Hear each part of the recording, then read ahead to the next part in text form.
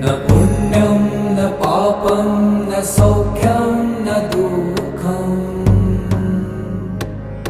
न मन्त्रो न तीर्थं न वेदा न यज्ञा अहं भोजनं नैव भोजं न भोक्ता चिदानन्दरूप शिवोऽहं शिवोऽहम्